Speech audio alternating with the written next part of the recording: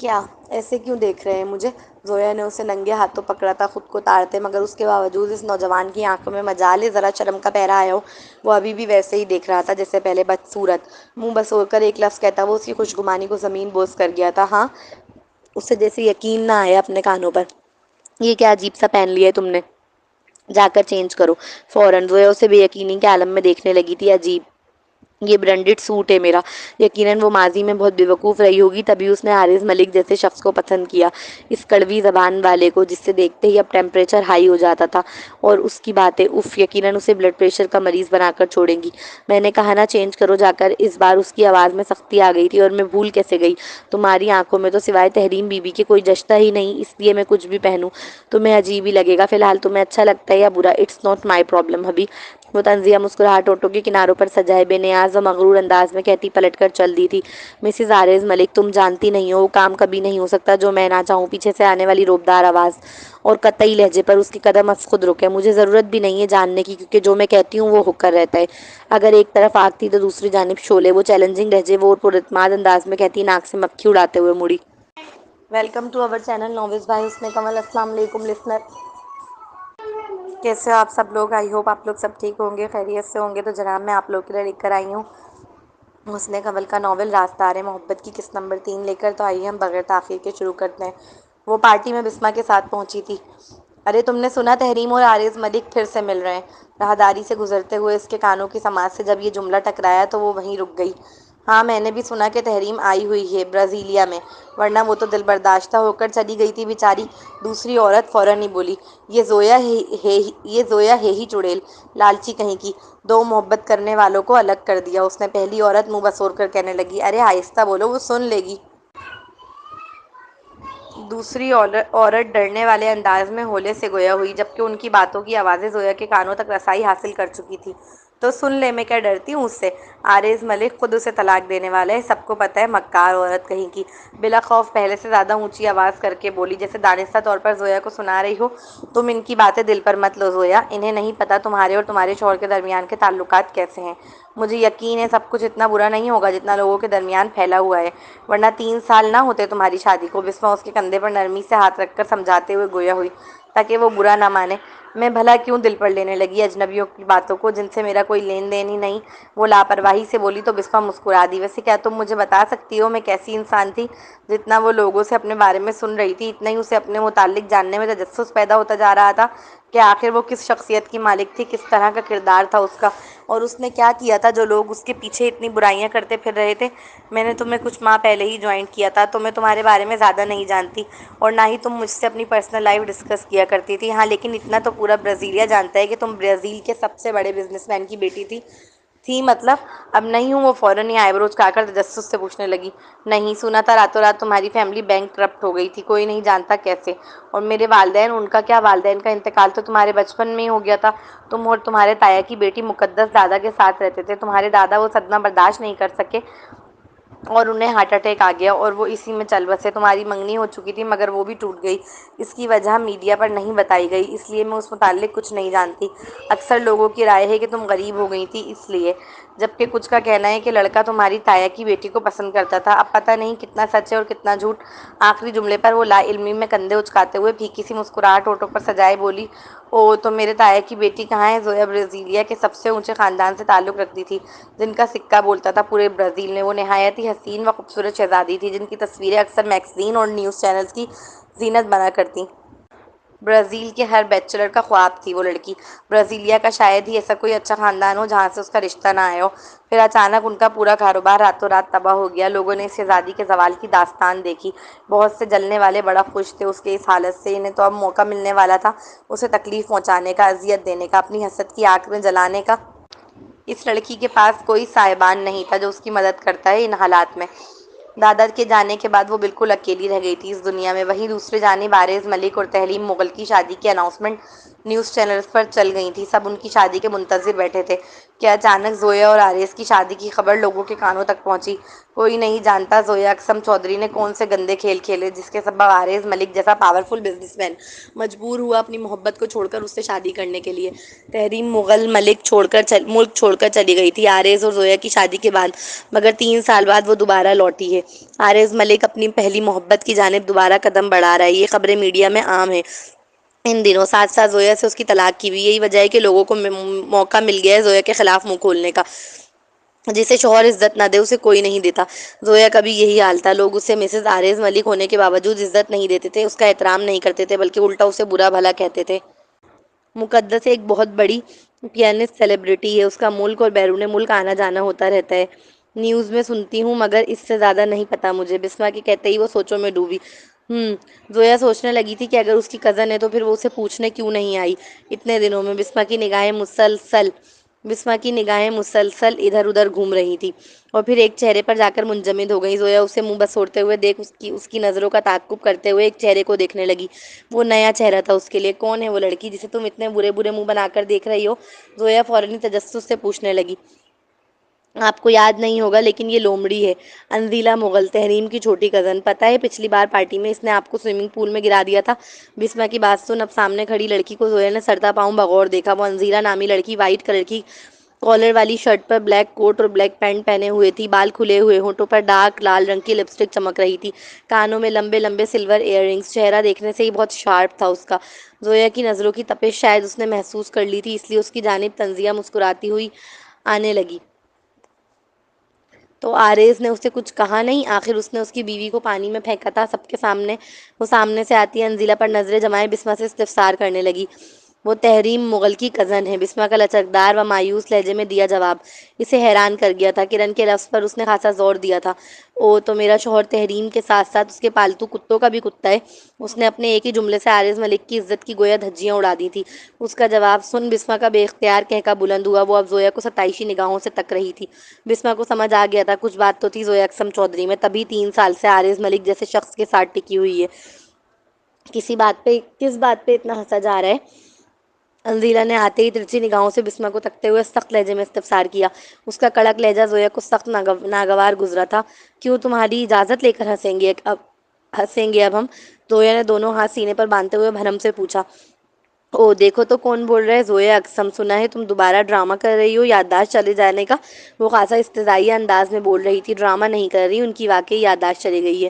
بسما فوراً ہی بول پڑی۔ لڑکی بات کرنے سے پہلے دیکھو کہ کس سے بات کر رہی ہو۔ میں انزیلا مغل ہوں، تحریم کی کزن۔ بسما کو خاصا حقارت سے دیکھتے ہوئے وہ مغرور لہجے میں اکڑ کر بولی۔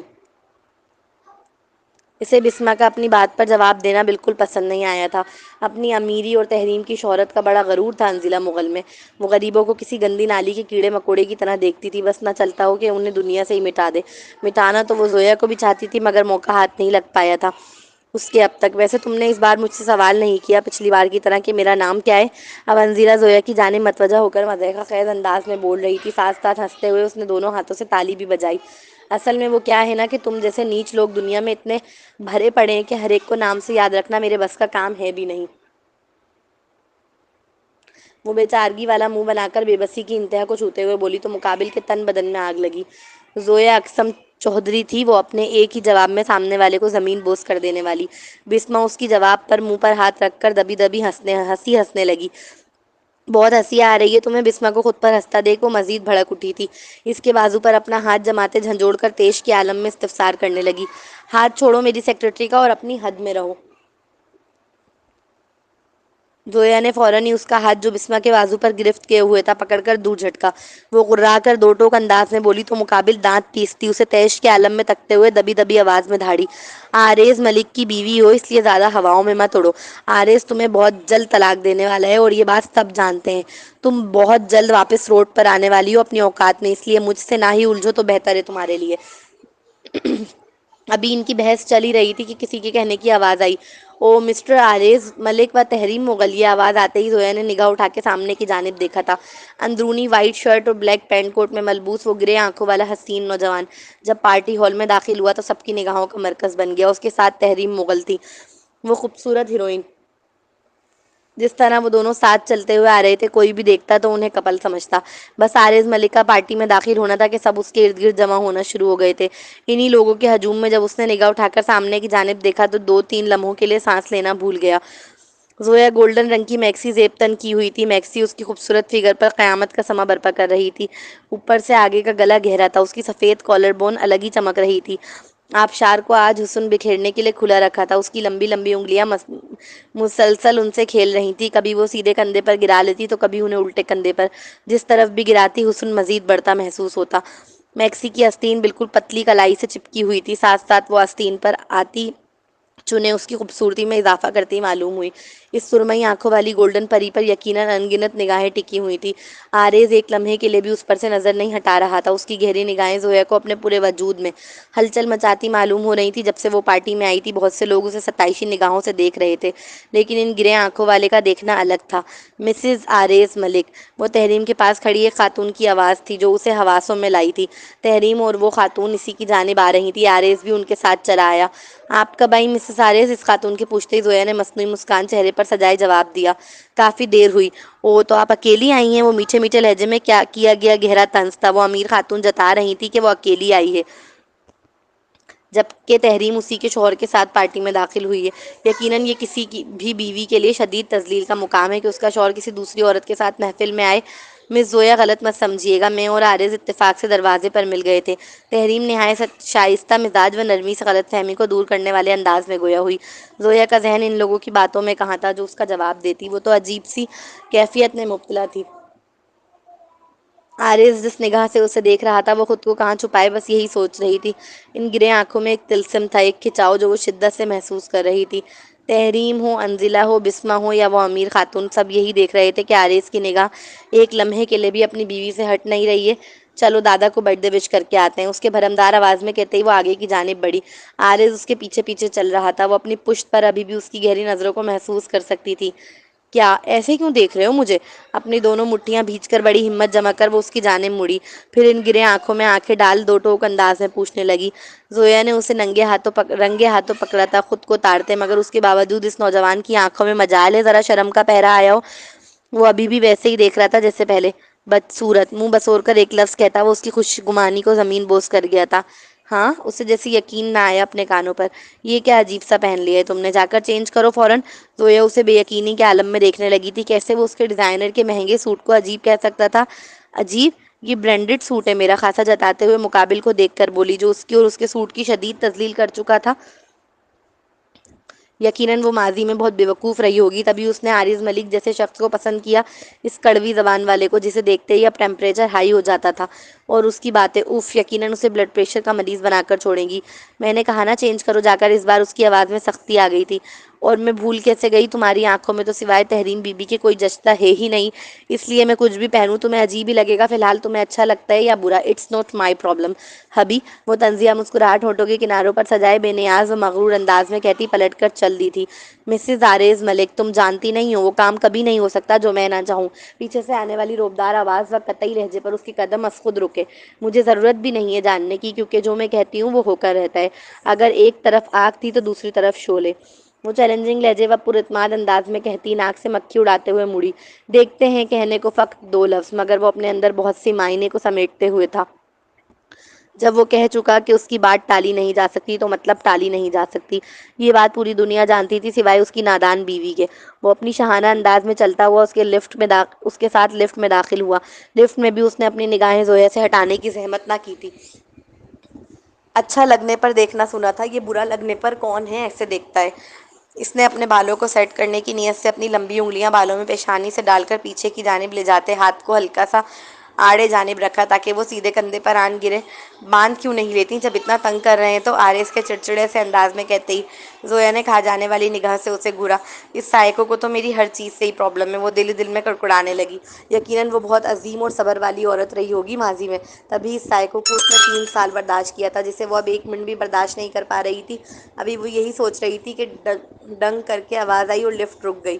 وہ دوسری منزل پر پہنچ چکے تھے۔ وہ دونوں ساتھ ساتھ چل رہے تھے جب سامنے سے ایک ویٹرس اس سے ٹکرائی اور اس کے ہاتھ میں پکڑا لال شربت زویا کی پوری ڈریس پر گر گیا۔ سو سوری میم، وہ ویٹریس ہڑبڑا کر معذرت طلب کرنے لگی، جبکہ زویا نے فوراً ہی پلٹ کر اپنے برابر میں کھڑے آریز کی جانب غراتے ہوئے دیکھا تھا۔ تم نے خراب کروایا نا میرا ڈریس؟ وہ سوال نہیں تھا، وہ جتا رہی تھی کہ وہ جانتی ہے کہ اسی کا کارنامہ ہے یہ۔ Room number 307۔ کپڑے چینج کر کے آؤ، دادا کو ساتھ وش کریں گے۔ وہ کمرے کی چابی اس کی جانب بڑھاتے ہوئے بے تاثر لہجے اور حاکمانہ انداز میں گویا ہوا تو زویا اس کا چہرہ دیکھ کر رہ گئی۔ شدت سے دل چاہا کہ سامنے کھڑے شخص کا منہ نوچ لے جس نے اس کا اتنا خوبصورت ڈریس خراب کر دیا تھا۔ مرتا کیا نہ کرتا پارٹی میں ان خراب کپڑوں سے تو جانے سے رہی اپنے دادا کو وش کرنے، اس لیے اس کے ہاتھ سے جھپٹنے والے انداز میں غصے سے چابی لے کر روم نمبر 307 کو ڈھونڈتی ہوئی آگے بڑھ گئی۔ Good work. بس زویا کے وہاں سے جانے کی دیر تھی، اس نے سامنے کھڑی ویٹرس کو شاباشی دی۔ Thank you sir. وہ آرز کے خوبصورت چہرے کو دیکھ بلش کرتی ہوئی چلی گئی۔ یہ ڈریس کتنی عجیب لگ رہی ہوں میں اس میں۔ ضرور یہ آرز ملک چاہتا ہی نہیں کہ اس کی تحریم سے زیادہ کوئی خوبصورت لگے پارٹی میں، اس لیے میرا اتنا خوبصورت ڈریس خراب کر دیا جلد تڑے نے۔ روم میں اس کے لیے پہلے سے ہی ایک سوٹ رکھا ہوا ملا، اسے ڈارک نیلے رنگ کی سادہ و ڈھیلی سی کالر والی کرتی اور سفید لمبے پائچوں والا پاجامہ زیب تن کرنے کے بعد اس نے آئینے میں اپنا جائزہ لیا تو بے اختیار منہ بسور کر بول پڑی۔ کرتی اتنی ڈھیلی تھی کہ اس میں اس جیسی 3 آ سکتی تھی۔ اسے دیکھنے والوں کو یقیناً یہی گمان ہوگا کہ بوری میں سے بلی اچھل اچھل کر آ رہی ہے۔ کمرے میں اس ایک سوٹ کے علاوہ اور کوئی سوٹ بھی نہیں تھا جو وہ چینج کر لیتی۔ وہ چینج کر کے باہر آئی تو اس حسین نوجوان کو دیوار سے ٹیک لگا کھڑا پایا۔ زویا کو دیکھنے کی زحمت بھی نہ کی تھی اب تو، بس اس کی آہٹ سنی اور آگے کی جانب چل دیا۔ تھوڑی ہی دیر میں وہ دونوں دادا کے کمرے میں تھے۔ آرز کے دادا کا نام محمد خان تھا، اس نے پڑھا تھا اس کی سالگرہ کے کارڈ میں، تو پھر آرز ملک کیسے؟ وہ بیڈ پر لیٹے ہوئے ایک بزرگ سے آدمی کو دیکھ کے ہی سوچ رہی تھی جب اسے خاموش کمرے میں آرز کی آواز آئی، ہیپی برتھ ڈے دادا۔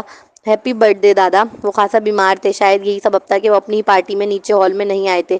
جسے بھی ملنا تھا وہ ان سے ملنے خود اوپر آ رہا تھا۔ پارٹی تو دراصل صرف بہانہ تھی اپنے بیزی پوتے سے ملنے کا۔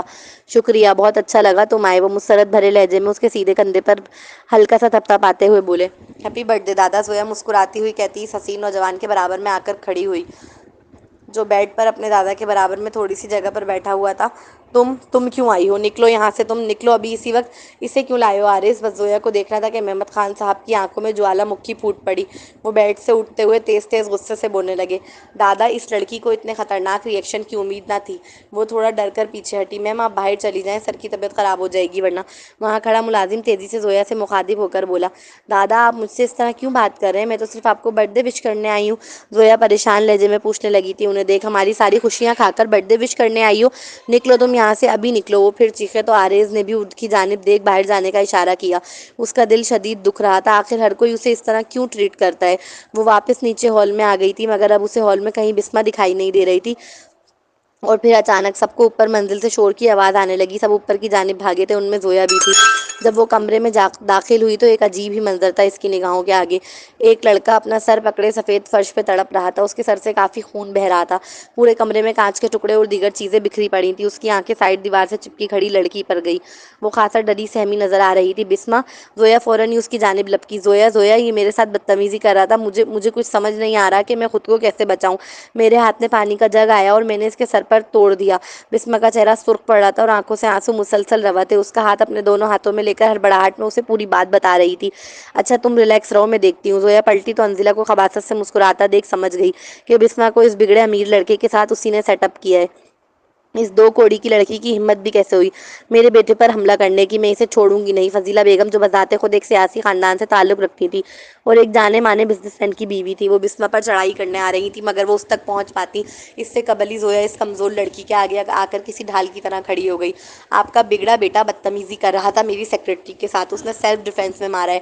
زویا چیخی تو فضیلہ بیگم مزید سرخ پڑیں گی۔ وہ لوگ تھے جو پیسے کو اہمیت دیتے، صرف پیسے سے انسان کی عزت کرتے، جو جتنا امیر اس کی اتنی ہی عزت، اور ان کے نزدیک زویا کی کوئی اہمیت و عزت نہیں تھی کیونکہ آرز ملک اسے بیوی کا درجہ نہیں دیتا تھا اور نہ ہی اس سے اپنی شادی کو قائم رکھنے والا تھا، اور بغیر آرز ملک کے نام کے وہ سامنے کھڑی لڑکی کچھ بھی نہیں تھی۔ نہیں، یہ سیڈیوس کر رہی تھی آپ کے بیٹے کو، میں نے خود دیکھا تھا جب سے وہ ہال میں داخل ہوا تھا اس کے پیچھے پیچھے پھر رہی تھی۔ وہ اوپر آیا تو خود بھی اوپر چلی آئی۔ انزلہ فوراً ہی زویا کے رد میں جھوٹی گواہی دینے لگی۔ سن لیا تم نے زویا، تمہاری سیکرٹری میرے بیٹے کے پیچھے پڑی تھی، نہ کہ میرا بیٹا۔ فضیلہ بیگم اب تن کر چیخی تھی، یہ جھوٹ بول رہی ہے، یہ لڑکا میرے پیچھے پڑا تھا، میں تو اسے جانتی تک نہیں ہوں۔ بسمہ زکام بھری آواز میں اپنی صفائی پیش کرنے لگی مگر کون سن رہا تھا اس بیچاری کی سوائے زویا کے؟ زویا سمجھ چکی تھی انزلہ بسمہ سے اس کی خار نکال رہی ہے۔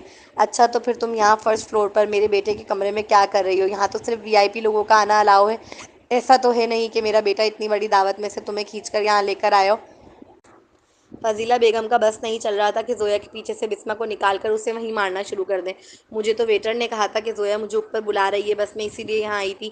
بسمہ بیچاری بار بار اپنی صفائی دے رہی تھی، مگر فضیلہ بیگم اس کی ایک سننے کے لیے تیار نہ تھی۔ اوپر سے انزیلہ جو مسلسل آگ میں گھی ڈالنے کا کام کر رہی تھی۔ کیا ہو رہا ہے یہاں؟ ایک روبدار آواز کے آنے پر سب اس کی جانب متوجہ ہوئے تھے۔ وہ اپنے شاہانہ انداز میں چلتا ہوا اندر کمرے میں آیا۔ عارض، اچھا ہوا تم آ گئے۔ دیکھو ہم تمہارے گیسٹ ہیں، اور اس لڑکی نے میرے بیٹے کا سر پھاڑ دیا ہے۔ اس کے سر سے خون نکل رہا ہے، اور تمہاری بیوی اتنا سب کچھ ہو جانے کے باوجود اسی لڑکی کا ساتھ دے رہی ہے۔ فضیلہ بیگم فوراً ہی عارض کی جانب چلے آئی تھیں، مظلومیت کا لبادہ اوڑھے۔ یہ جھوٹ بول رہی ہیں عارض، میں تمہیں بتاتی ہوں سچ کیا ہے۔ بسمہ نے سیلف ڈیفینس میں مارا اسے۔ ان کا بیٹا بدتمیزی کر رہا تھا اس کے ساتھ۔ زویا جانتی تھی یہ سب انزلہ کا کیا دھرا ہے، مگر پھر بھی اس کا نام نہ گھسیٹا، کیونکہ کوئی فائدہ ہی نہیں تھا، بلکہ معاملہ مزید بگڑ جاتا ہے اگر وہ شامل ہو جاتی۔ پھر تو عارض نے اپنی پیاری سالی کا ہی سائیڈ لینا تھا۔ پروف؟ وہ دونوں ہاتھ پینٹ کی جیب میں ڈالتے ہوئے نہایت نارمل انداز میں اس کی جانب دیکھ استفسار کرنے لگا۔ زویا لمحہ بھر کے لیے ٹہری۔ وہ اس کی بیوی تھی، کیا وہ ایک غیر عورت کے مقابلے بھی اس پہ اعتبار نہیں کر سکتا تھا؟ ابھی وہ کچھ بولتی اس سے پہلے ہی عارض فضیلہ بیگم کی جانب متوجہ ہوا۔ میں نے ایمبولینس کو کال کر دی ہے، پہلے آپ ہاسپٹل لے کے جائیں، باقی باتیں ہم بعد میں کریں گے، اور تم میرے ساتھ چلو، زویا کی جانب دیکھ سختی سے کہہ کر وہ باہر کی جانب چل دیا تھا۔ اس نے تحریم کی جانب ایک بار بھی نہ دیکھا۔ یہ بات تحریم کو مایوس کر گئی تھی۔ تم بے فکر رہو، کوئی تمہیں کچھ نہیں کہے گا، میں عارض سے بات کرتی ہوں۔ بسمہ کو حوصلہ دے کر وہ عارض کے پیچھے چل دی تھی۔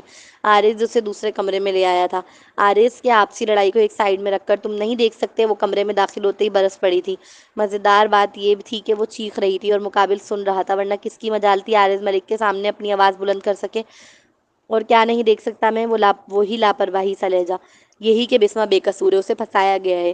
وہ پاگل تھوڑی ہے کہ کسی کو بھی مارنا شروع کر دے۔ یقیناً اس لڑکے نے بدتمیزی کی ہے، تبھی اس نے مارا ہے۔ زویا کی آواز اب تھوڑی آہستہ ہو گئی تھی، مگر جذبات وہ ابھی بھی غصے سے لبریز تھے۔ جن کے بیٹے کو بسمہ نے مارا ہے وہ پاورفل لوگ ہیں، میں ان سے نہیں لڑنے والا، چاہے وہ ٹھیک ہی کیوں نہ ہو۔ دنیا میں کتنی ہی عورتوں پر الزام لگتے ہیں، تمہاری خاطر کیا میں سب کے لیے لڑتا پھروں؟ وہ لاپرواہی سے گویا ہوا تو زویا کا شدت سے دل چاہا کہ اس کا منہ نوچ ڈالے۔ تم نہایت ہی پتھر دل انسان ہو عارض ملک، وہ غصے سے پاؤں پٹکتی ہوئی کہہ کر کمرے سے نکل گئی تھی۔ مقابل کی نگاہوں نے اس کی نظروں سے اوجھل ہو جانے تک پیچھا کیا تھا۔ وہ باہر آئی تو پتہ چلا کوئی بسمہ کو پولیس پکڑ کر لے گئی ہے۔ وہ کچھ بھی نہیں کر سکی تھی اس کے لیے۔ اگلا سین، وہ دونوں پارٹی ہال سے ساتھ ہی باہر نکلے تھے۔ جب گاڑی کے پاس پہنچے تو زویا نے فرسٹ پیسنجر سیٹ کا ڈور کھولنا چاہا، کیونکہ وہ دیکھ چکی تھی کہ عارض گاڑی ڈرائیو کرنے والا ہے۔ پیچھے بیٹھو۔ ابھی اس نے ڈور کھولا ہی تھا کہ آنے والی سرد آواز نے اسے اپنی جگہ منجمد کر دیا۔ کیوں؟ میں نہیں بیٹھ سکتی؟ وہ فوراً ہی عارض ملک کو دیکھ پوچھنے لگی، جو گاڑی کا ڈور کھول چکا تھا۔ نہیں، اس کی سرمئی آنکھوں کو تکتے سپاٹ سے لہجے میں انکار کیا۔ زویا نے غصے سے اپنی مٹھیاں بھینچی تھی، پھر گاڑی کا ڈور زور سے بند کیا، جیسے اس بے جان پر اپنا سارا غصہ اتارا ہو۔ کیا یہ فرنٹ سیٹ اپنی محبوبہ کے لیے خاص کر رکھی ہے تم نے؟ اب وہ پیچھے کا ڈور کھولتے ہوئے اس حسین گرے آنکھوں والے نوجوان کی جانب دیکھ دانت پیستے ہوئے استفسار کر رہی تھی۔ ہاں، آنکھوں میں آنکھیں ڈال جواب دیتا وہ گاڑی میں بیٹھ گیا تھا، جبکہ زویا لوہے کے چنے چبا رہی تھی۔ ان دونوں کی ابھی لڑائی ہو کر چکی ہے ان دونوں کی ابھی لڑائی ہو کر چکی تھی، اس لیے یہ تو ممکن ہی نہیں تھا کہ وہ اتنی جلدی اپنی سیلف رسپیکٹ کو نیچے گرا کر اس سے مدد مانگے۔ اس لیے وہ خاموشی سے بیٹھی ونڈو سے باہر دیکھ رہی تھی۔ لیکن پھر اچانک اٹھنے والے سوالوں نے اس کے ذہن کو جھنجھوڑا۔ وہ نہ چاہتے ہوئے بھی عارض کی جانب متوجہ ہوئی، چونکہ وہی ایک شخص تھا جو اسے اس کے سوالوں کے جواب دے سکتا تھا۔ کیا دادا مجھ سے اتنی نفرت صرف اس لیے کرتے ہیں کہ میں نے تمہیں اور تحریم کو ایک ساتھ نہیں ہونے دیا، ان کے من پسند لڑکی کو ان کے خاندان کی بہو نہیں بننے دیا، بلکہ خود بن کر بیٹھ گئی؟ وہ عارض ملک کو دیکھ بہت تجسس سے پوچھ رہی تھی۔ نہ جانے کیوں دل نہیں مان رہا تھا کہ وجہ صرف اتنی سی ہے، لگ رہا تھا جیسے وجہ کوئی بہت بڑی ہے، جس کے سبب وہ اتنی نفرت کرتے ہیں کہ اسے دیکھنا تک نہیں چاہتے۔ اس کے سوال پر عارض ملک بیک ویو مرر سے اس کی جانب دیکھا۔ کیا تم نے غور نہیں کیا؟ سوائے تمہارے سیکرٹری کے کوئی بھی تمہیں پوچھنے نہیں آیا ہسپتال میں؟ اس سے تم خود اندازہ لگا سکتی ہو کہ کس شخصیت کی مالک رہی ہو تم ماضی میں، کہ لوگ تم سے اتنی نفرت کرتے ہیں۔ آج اس نے سرد مہری سے جواب دے کر مقابل کو پچھتاووں کی عطا گہرائیوں میں اتار دیا تھا، وہ بھی ایسے پچھتاوے جن کے متعلق وہ بیچاری جانتی تک نہیں تھی۔ اب کیسی انسان تھی میں ماضی میں؟ کیا میں واقعی اتنی ہی بری تھی جتنا لوگ کہتے ہیں میرے بارے میں؟ وہ اب خود سے ہی پوچھ رہی تھی، خود سے ہی الجھ رہی تھی۔ بہت سوالات تھے ذہن میں، مگر ان کا جواب کہیں نہیں تھا۔ وہ کس سے پوچھے؟ کون بتائے گا غیر جانبدار ہو کر اسے؟ زویا نے نوٹ نہیں کیا بیک ویو مرر سے اس کی سرمئی نشیلی آنکھوں پر سیٹ تھا، جسے عارض ہر لمحے بعد دیکھ رہا تھا۔ اگلا سین، اس کے حلق میں کانٹے پڑ رہے تھے، شدید سردی کا احساس ہو رہا تھا، مگر ارد گرد کوئی نہیں تھا جو اسے چادر اڑاتا۔ یہ پہلی بار نہیں تھا جب اسے بخار چڑھا ہو اور وہ کمرے میں اکیلی پڑی ہو۔ اکثر یہی ہوا کرتا تھا۔ سردی کی شدت سے اس نے اپنے وجود کو گٹھ گڑمڑی سا بنا لیا تھا۔ وہ خود میں ہی سمٹی ہوئی تھی، کل رات سے اسے الٹیاں ہوئی تھی۔ اس کے بعد بخار چڑھ گیا، وہ آنکھ کھولنے کی کوشش کر رہی تھی، چاہ رہی تھی کہ کسی طرح پانی پی کر اپنی پیاس بجھا لے، مگر آنکھ تھی کہ بخار کی شدت سے کھل ہی نہیں رہی تھی۔ ایک پورا دن اور رات اس بیچاری نے اسی حال میں گزارا، بار بار ہوش میں آتی اور پھر آنکھیں بند ہو جاتی۔ وہ اپنے تپتے ہوئے وجود کو محسوس کر سکتی تھی، مگر وجود میں اتنی ہمت نہیں تھی کہ اٹھ کر پانی پی لے تو دوائی کیا خاک کھاتی۔ اسے نہیں خبر کتنے بجے تھے، بس اسے ہوش آیا تھا۔ کمرے کا اندھیرا ہر بار کی طرح اسے استقبال کرتا ملا۔ وہ اس اندھیرے کو خالی ذہن کے ساتھ کافی دیر تک دیکھتی رہی۔ مایوسی ہی مایوسی چھائی ہوئی تھی۔ ایک محبوب تھا جو نہ اسے اپنا رہا تھا اور نہ اسے چھوڑ رہا تھا۔ ایک ماں تھی جو اسے ایک بوڑھے کو بیچ چکی تھی۔ تھا کیا اس لڑکی کے پاس جس کی خاطر وہ جینے کی آرزو کرتی؟ اچانک ہی خیال آیا کہ وہ قبر میں ہے، اور اس خیال کے آتے ہی وہ خوفزدہ ہوئی۔ وہ اٹھنا چاہتی تھی، وہ بھاگنا چاہتی تھی، مگر نہ تو وہ ہل پا رہی تھی اور نہ ہی بھاگ پا رہی تھی۔ خوف ستایا کہ اگر اس کے برے اعمال سانپ بچھو کی شکل میں اس کے قریب آ گئے تو وہ کیا کرے گی۔ اچانک جسم کو لگنے والی سردی گرمی کی شدت میں بدلتی محسوس ہوئی۔ اس کا جسم پسینہ پسینہ ہو رہا تھا۔ الیان نے جس جس جسم کے حصے کو چھوا تھا وہ جلتا محسوس ہوا۔ بابا بچائیں! وہ چیختی ہوئی اٹھی اور اندھیرے میں کمرے سے نکل کر بھاگنے لگی۔ اس کا ذہن کام نہیں کر رہا تھا۔ مین دروازہ کھول کر جب باہر نکلی تب جا کے ٹیرس پہ لگی بلب کی سفید روشنی اس کی آنکھوں سے ٹکرائی، جس میں اس کی آنکھیں چندیا گئی تھیں۔ وہ ٹھہر گئی۔ مجھ سے غلطی ہو گئی، مجھ سے غلطی ہو گئی، میں نکلنا چاہتی ہوں، مجھے راستہ نہیں مل رہا، مجھے نکال، مجھے یوں مت جلا، مجھے نکال یا اللہ مجھے نکال۔ وہ بے حواسی کے عالم میں خوف و دہشت کی شدت سے ابھی بھی چیخ رہی تھی۔ وہ چیخ ضرور رہی تھی مگر بھاگ نہیں رہی تھی۔ اب وہ روشنی جیسے ڈھارس دے رہی تھی، کوئی مددگار معلوم ہو رہی ہو۔ 2-3 منٹ بعد جب اس نے آنکھ کھول کر ٹھیک طرح دیکھا تو وہ اپنے گھر کے باہری حصے میں کھڑی تھی۔ وہ گہرے سانس لیتی، دروازے سے ہی لگ کر نیچے بیٹھتی چلی گئی۔ اس کا چہرہ ابھی بھی پسینوں سے شرابور تھا۔